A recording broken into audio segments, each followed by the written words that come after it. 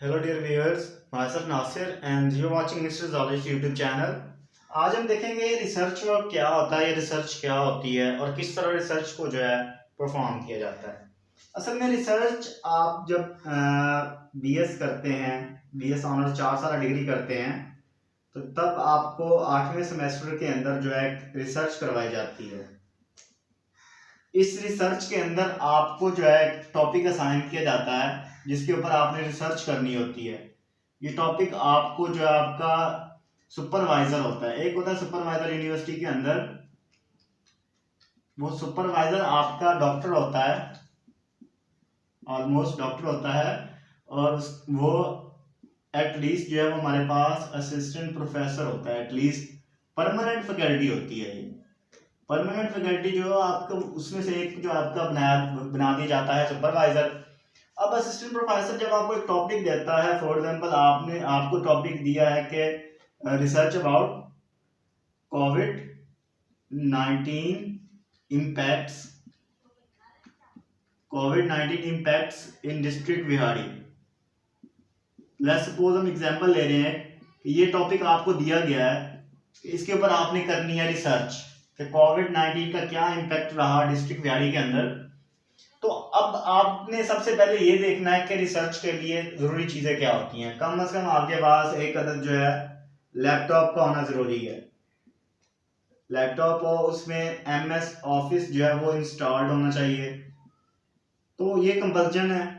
उसके बाद रिसर्च लिखने के लिए आपको कुछ चंद चीजें फॉलो करनी पड़ती हैं। मिसाल के तौर पे हेडिंग जो है, हेडिंग का साइज आपने रखना है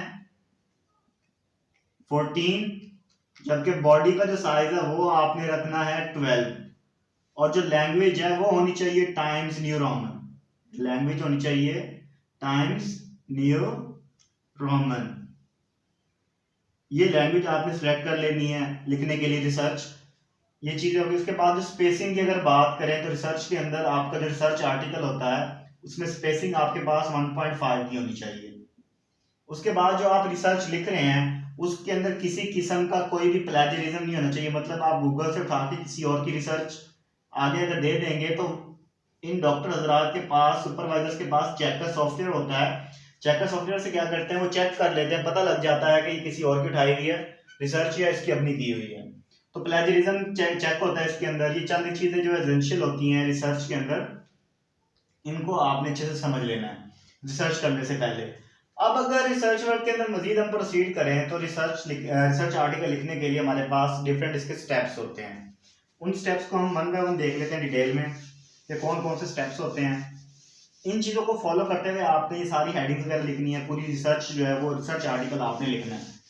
अब आप पहले तो जो आपको टॉपिक मिला है उसके ऊपर आप अच्छे से अपनी फाइंडिंग्स करते हैं, सारा इन्फॉर्मेशन जो है गैदर करते हैं कि डिफरेंट लेबॉर्टरीज के अंदर कितने टेस्ट किए जाते हैं डेली बेस के ऊपर, कितने पॉजिटिव कितने नेगेटिव, कितने पेशेंट्स की डेथ हुई और कितने रिकवर हुए। ये सारा काम करने के बाद आप क्या करते हैं, आप लैपटॉप उठाते हैं और सबसे पहले आप देखते हैं कि आपके पास कौन कौन से कंटेंट्स होते हैं रिसर्च को कैरी आउट करने के लिए, लिखने के लिए। आपने सारा डेटा गैदर कर लिया। सबसे पहले आपने टॉप के ऊपर लिखना होता है टॉपिक, कि रिसर्च का आपका टॉपिक क्या है। पहला हमारे पास ये आ गया। अब दूसरा चैप्टर हमारे पास, यहाँ से पहला चैप्टर आगे नेक्स्ट ऑनवर्ड हमारे पास स्टार्ट होता है। पहला चैप्टर पॉइंट 2 आता है वो। इसके अंदर आपने सबसे पहले लिखनी होती है समरी, समरी लिखनी होती है या फिर एब्स्ट्रैक्ट लिखना होता है। समरी एब्स्ट्रैक्ट दूसरा पार्ट आ जाता है। इसके अंदर आप मुख्तसर से जायजा देते हैं सारा जो आपने काम किया है।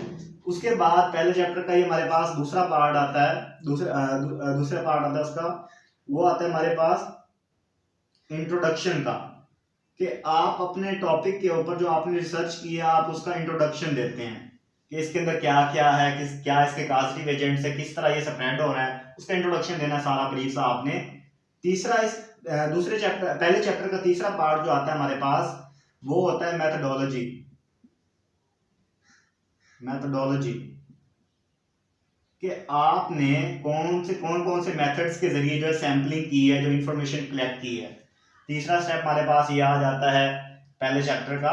उसके बाद हमारे पास इसका फोर्थ पॉइंट जो आता है हमारे पास, जो फोर्थ का जो मेथड आता है इसके कलेक्शन के लिए बाद। उसके बाद आता है लिटरेचर रिव्यू।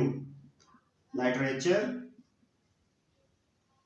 रिव्यू, अब लिटरेचर रिव्यू के अंदर आप बताते हैं कि जो आपने डेटा लिया है वो किसी बुक से या किसी और बंदे ने भी इसके ऊपर रिसर्च की है, कितना मैच करता है, कौन कौन से सोर्सेज से कहाँ से जाके आपने लिटरेचर लिया है, वो भी आपने बताना है यहाँ पर। उसके बाद ये तुम्हारे पास था फर्स्ट चैप्टर। उसके बाद हम देखते हैं सेकंड चैप्टर। सेकंड चैप्टर के अंदर हमारे पास आता है रिजल्ट्स आते हैं या फिर कंक्लूजन आते हैं कि आप अपनी रिसर्च के रिजल्ट्स लिखते हैं, उसका क्या नतीजा निकला। इन सारी बातों के बाद आप सेकंड चैप्टर पूरा लिखते हैं, रिजल्ट और conclusion in the form of आप ग्राफ भी देते हैं, अगर टेबल्स हैं तो आप टेबल्स भी देते हैं। तो इस सब के बाद आपके पास तीसरा चैप्टर आता है रिकमेंडेशंस का। रिकमेंडेशंस या फिर सजेशंस के इस रिसर्च के हवाले से आपकी क्या रिकमेंडेशंस हैं या क्या सजेशंस हैं, क्या चेंजेस की जा सकती हैं इनके अंदर। तो ये था हमारे पास तीसरा चैप्टर। चौथा चैप्टर इसमें हमारे पास किसका आता है? चौथा चैप्टर इसमें हमारे पास आता है रेफरेंसेस का। रेफरेंसेस, हवाले देने हैं कि आपने डेटा आपके साथ किस किस ने मिलकर काम किया है और कहाँ कहाँ से आपने डेटा लिया और ये इन्फॉर्मेशन कहाँ कहाँ पर प्रेजेंट है, ये भी आपने रेफरेंसेस देने हैं। और 5वें नंबर पे आपके पास आती है बिब्लियोग्राफी। बिब्लियोग्राफी के आपने सब जो जो आपके पास रिसर्चर्स हैं उनके ईमेल्स वगैरह ईच एंड एवरीथिंग जो आपने बिब्लियोग्राफी में बता देनी है। तो ये सारी चीजें लिखने के बाद आपने आपका रिसर्च आर्टिकल जो है वो तैयार हो जाता है, वो आप अपने सुपरवाइजर को दिखाते हैं, वो फिर आपको बताता है कि इनमें से कहाँ कहाँ पर आपके पास एरर आ रहा है या कौन कौन सी चीज जो है एग्जैक्ट नहीं है, किस चीज को रिप्लेस करना है या कहाँ पर प्लेजरिज्म मौजूद है, ये सारी चीजें वो आपको बताते हैं। उसके बाद आप अपनी रिसर्च को मॉडिफाई करते हैं। तो उसके बाद अगर हम बात करें तो इसके अंदर एक और एसेंशियल चीज आती है। टॉपिक के बाद आपने यहाँ पे बनाने हैं table of contents. Table of contents, table of contents के अंदर आपने बताना है कि किस पेज के ऊपर कौन कौन सी चीज जो है मौजूद है। टेबल ऑफ कंटेंट्स का भी बहुत इंपॉर्टेंट रोल होता है। उसके अलावा आपने अपनी जो प्रेजेंटेशन है उसको बहुत ही ज्यादा खूबसूरत बनाना है। खूबसूरत इस लिहाज से कि आपने heading size each and everything वो चेंज नहीं करना, आपने उसके बॉर्डर्स वगैरह जो है वो प्लेस कर देने हैं। बॉर्डर्स प्लेस करने के बाद आपने बॉर्डर्स को चेकआउट कर लेना है कि कहीं पे बुरे बुरे तो नहीं लग रहे। आपकी जो रिसर्च आर्टिकल है वो बहुत ही अच्छा होना चाहिए और उसकी वर्डिंग जो है वो ऐसी वर्डिंग होनी चाहिए कि जो जहाँ से आपके पास प्रॉपर जो मीनिंग आपका कन्वे हो रहा हो।